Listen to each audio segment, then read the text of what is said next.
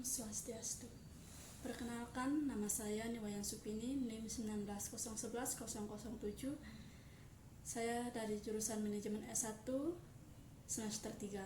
Baik, di sini saya akan menjelaskan tentang bagaimana cara atau strategi perusahaan dalam masa pandemi ini untuk bertahan di dalam suatu bisnis. Yang harus dilakukan perusahaan yang pertama adalah periksa kondisi keuangan. Tidak ada yang bisa memastikan wabah COVID-19 akan berakhir kapan saja. Lakukan pemeriksaan mendalam terhadap kondisi keuangan bisnis. Hal yang pertama dipastikan terlebih dahulu adalah posisi likuiditas bisnis Anda.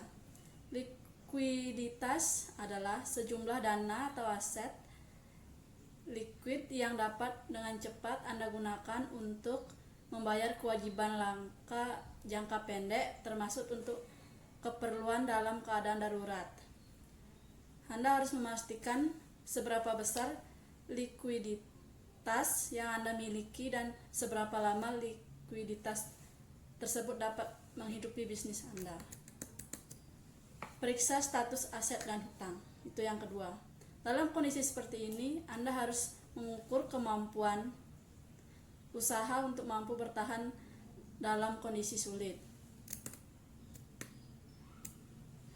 Buatlah rincian yang mencakup jumlah aset dan jumlah hutang Anda. Kemudian kurangi jumlah aset dengan jumlah hutang Anda.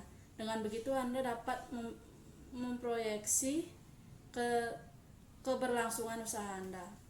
Yang ketiga adalah buatlah bisnis plan baru atau rencana baru. Buatlah bisnis plan baru yang merupakan strategi pemasaran, strategi distribusi, sistem permodalan, dan pola pengeluaran. Dengan begitu, kita dapat meningkatkan kemampuan usaha untuk bertahan saat kondisi keuangan sulit. Kita juga dapat mencoba menerapkan strategi digital marketing untuk menghemat budget promosi dan strategi distribusi untuk memperluas jangkau bisnis Anda.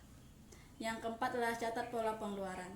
Pengeluaran sendiri terbagi menjadi 4 pos, yaitu primer berkaitan dengan biaya operasional, kewajiban berkaitan dengan upah dan gaji pekerja, sekunder, dan investasi. Tandai beberapa pengeluaran sekunder dan alihkan pengalokasian pengeluaran tersebut untuk modal tambahan atau investasi. Yang kelima, lakukan manajemen risiko. Gunakan merumuskan strategi untuk menghadapi potensi kerugian yang mungkin terjadi akibat risiko bisnis. Pertama, Anda harus menganalisis risiko apa saja yang mungkin terjadi pada bisnis Anda. Baik, misalnya seperti produk asuransi. Adapun beberapa strategi manajemen risiko antara lain adalah menanggung sendiri kerugian yang mungkin disebabkan oleh sebuah risiko, menghindari risiko, mengurangi potensi risiko, dan yang terakhir adalah mengalihkan pengelolaan risiko dan kerugian yang mungkin timbul kepada pihak kedua. Senada dengan hal tersebut, musisi Mosir dalam rilis dengan diterima Trito, dalam kondisi tidak bisa seperti saat ini, lakukan review atas kondisi kegiatan bisnis Anda, dan apabila diperlukan, lakukan perubahan atau beradaptasi dengan kondisi lingkungan, termasuk dengan meminimalisi pengeluaran. Selain itu, agar semakin aman dan tenang, periksa kembali perlindungan asuransi aset-aset berharga termasuk tempat usaha Anda. Dengan mengasuransikan aset-aset berharga Anda, kita dapat memitigasi potensi kerugian yang mungkin muncul jika terjadi suatu hal yang tidak diinginkan.